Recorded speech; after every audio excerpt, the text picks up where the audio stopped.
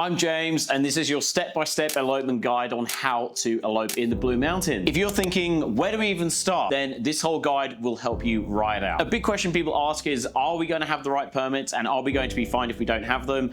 Don't worry, I'm going to come to that in a minute. Another big question is, how do we avoid all the big crowds and have a really beautiful private ceremony as well? Don't worry, I'm going to come to that as well. And what happens if it starts raining or the weather turns to the worst? Plus, how many guests can you bring to make sure everything is compliant and legal as well? And as a bonus, I'm going to walk you through 3 main budget traps couples fall into when it comes to the Blue Mountains and how to avoid them. I'm James from Who Shot Photographer, and I specialize in elopements all across Sydney, the Blue Mountains, Australia, and beyond. I capture couples in a very cinematic and authentic way, so you can turn up and just be yourselves and have the time of your life. So firstly, why the Blue Mountains? Well, it's a World Heritage location and it's got everything from roaring waterfalls, epic scenery, and everything in between. It even brings in moody storm cells, which look really cool, and is only about 2 hours from Sydney as well. Here's a little fact: the Blue Mountains are called that because of their distinctive blue haze, which actually comes from the eucalyptus oils in the air. I've had American visitors come over and say it feels like the Grand Canyon, but with lots and lots of trees, which I think is bang on. So let's start with the thing that buys you peace of mind: permits. I've previously spoken about permits in another video on here, which you can find as a link in the description too. So here's the simple version. If you are planning to have an elopement or a ceremony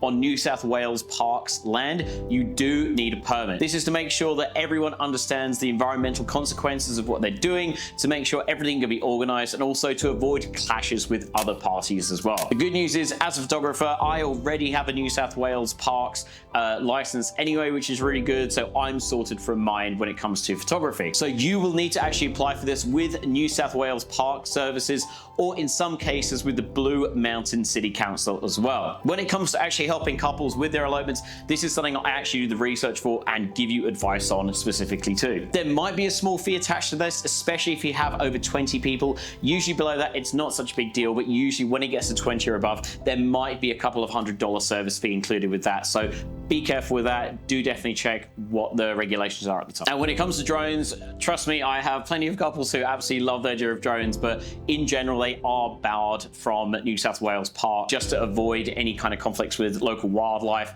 and being a nuisance as well. Now, let's talk about crowds. How do you deal with these famous Blue Mountain crowds in these beautiful popular locations? One of the most popular locations which comes to mind for anyone who's been there is Lincoln's Rock. Now, Lincoln's Rock is a fantastic place, but it does have a tendency to get very overcrowded. This is where permits will be really helpful, but also this is where finding a location and a spot you really like can help shift it away from these more popular areas. So how do you deal with these big crowds? Well, the best thing to do is to go either really late or really early in the morning. Usually, I recommend couples go at sunrise if they really love Lincoln's Rock, for example. This way they beat the crowds. It means that it's a lot more private as well, which is really good. You can also choose to elope in slightly calmer seasons, for example, in autumn or early spring as well. This tends to keep the crowds away a little bit more. It's usually in summer where you get a lot of people there. Winter is also an excellent option. Plus, you might even get snow. Another good bit of advice is to have a primary lookout, and if we go there and it is a little bit too crowded,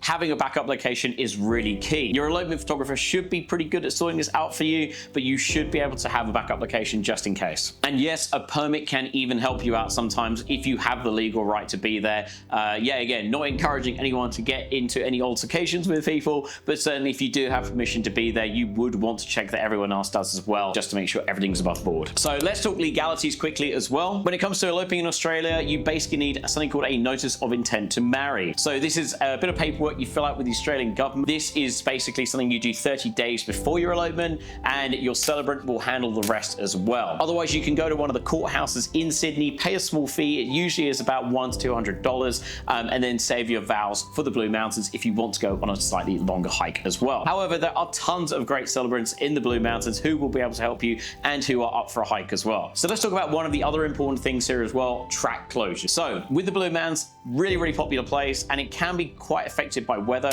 so there might be times when certain tracks are closed and open. This is where having someone with insider knowledge of the Blue Mountains, like myself, can come in handy to really work out what would be good backup locations for this kind of event to happen. So here's the the plan for your Blue Mountains elopement, I always recommend having a good buffer into your day when it comes to timing. This means that you're not running around from point A to point B, but you have a little bit of a buff in there. So for example, if you're meant to go to one place and it's unexpectedly closed, you can easily remedy this by going to the other location as well. Not only that, but the person you're doing your elopement with should be on top of the game to actually check park and track closures a few days beforehand and then pivot if we need to go to another location. And when it comes to weather, typically if you've got this kind of low mist or cloud, it looks really, really cool in the Blue Mountains, especially if you're a bit higher up and you look all over the valleys as well. Usually I say to couples, bring along a raincoat anyway and an umbrella just in case the weather does turn, because high altitude areas can sometimes switch on the weather, so it's good to be prepared for that as well. And layers are always a really good idea. You never quite know when the weather's going to turn, and regardless of the time of year, the Blue Mountains can get pretty chilly as well.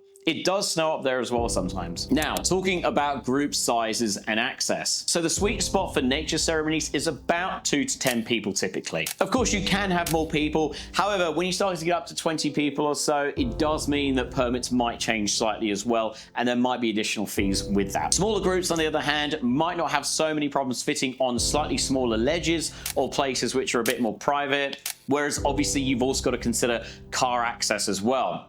Lincoln's Rock, which is the classic example I'm giving, has quite a small car park, so fitting about 20 cars in there would be a bit of a tight squeeze. And if you do have mobility needs within the group, definitely consider the local parking and also what the actual walk is going to be like to the ceremony location. Okay, so how do you actually structure the day? Well, here's a simple flow that usually works. And I cater every single timeline differently according to the couple and what their desires are, but this is a little bit of an example and a walkthrough. So in the morning, you can choose a beautiful wood cabin in the Blue Mountains to get ready at.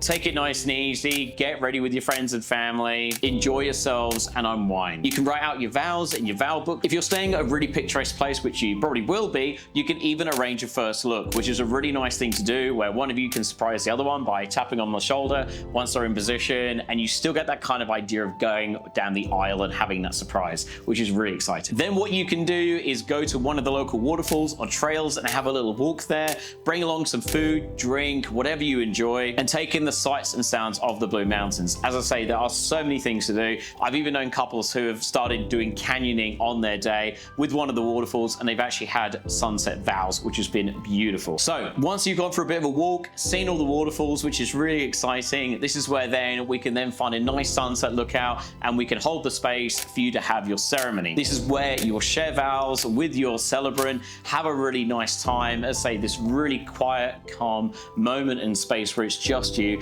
super private, super intimate, so it just feels right for you both. Once you've done that, you can open a bottle of something you enjoy and then celebrate before heading back to your wood cabin for a private chef dining experience. So hiring a private chef is actually a really easy thing to do, and it's something couples absolutely love. There's nothing quite like it, especially when you've got someone there cooking food for you on the day you get married. It's a really beautiful thing. So let's talk about locations and setting a little bit of an expectation around that as well. As I've mentioned before, places like Lincoln's Rock really are stunning, absolutely beautiful.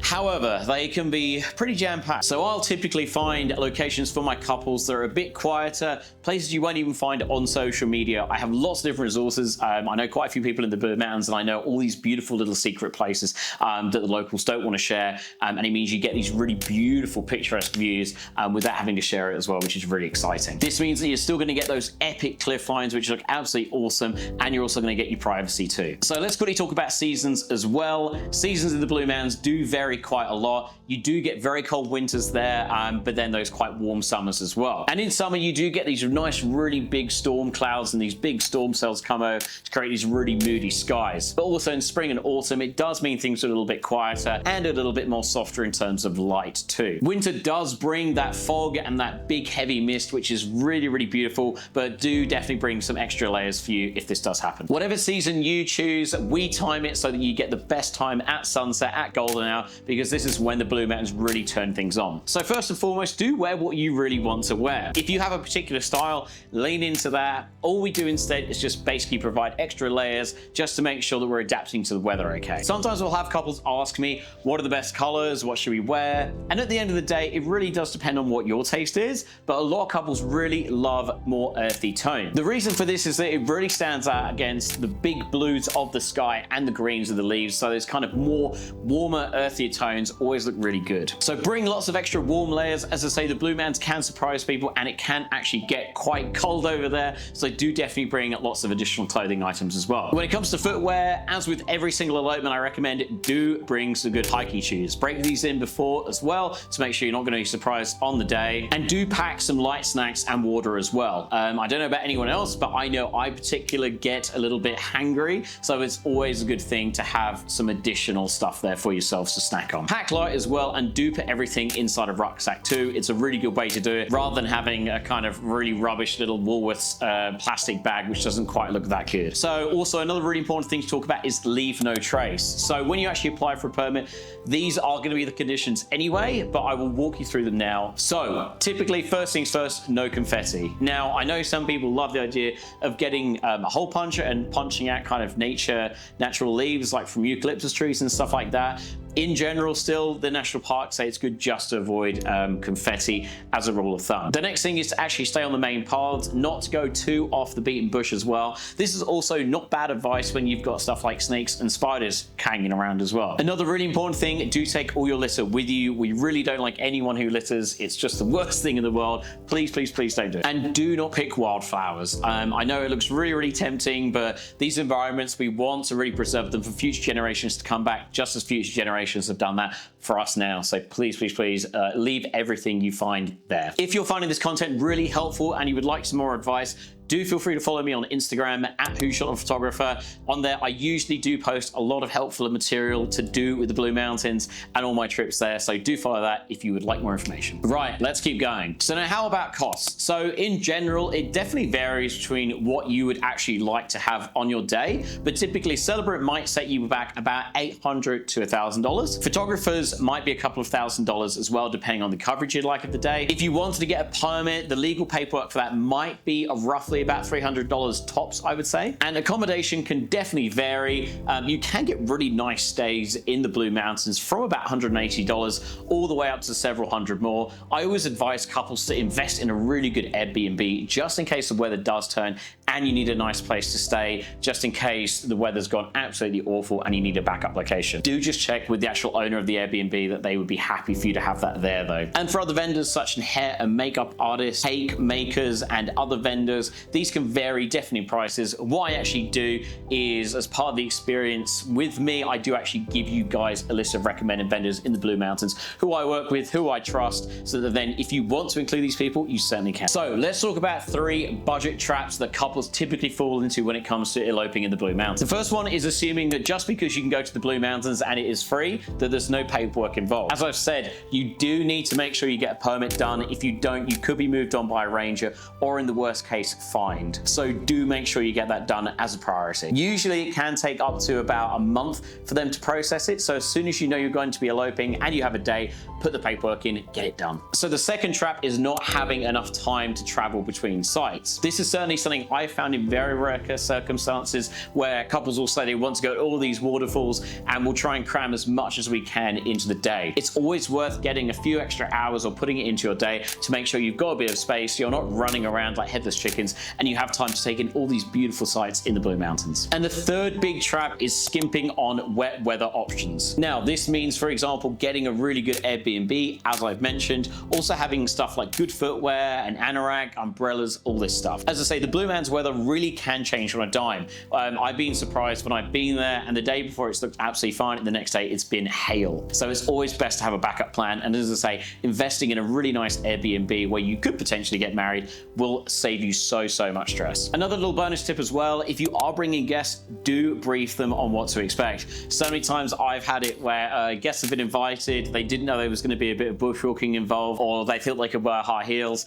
Do yourselves a favor, definitely do brief your friends and family on what to expect. Okay, so now we've gone over basically everything you need to know for the Blue Mountains, gone over permits, locations, timing, weather, what to wear, and what to expect. I'll say the most important thing really is making sure that you have a day that is all about you. All of these things can fit together to really suit you, and this is why having someone like an elopement photographer and guide in there to help bring everything together really makes a difference for your day. If you're looking for help planning your Blue Mountains elopement, do feel free to reach out to me. I also have a blog listed below on how to actually elope in the Blue Mountains if you want to check that that out. And any questions, please leave them in the comments or reach out to me directly. I would love to hear and help you out. Thanks for watching this, guys. I hope you have a great day, and I'll chat to you soon. See you in the next video. Bye.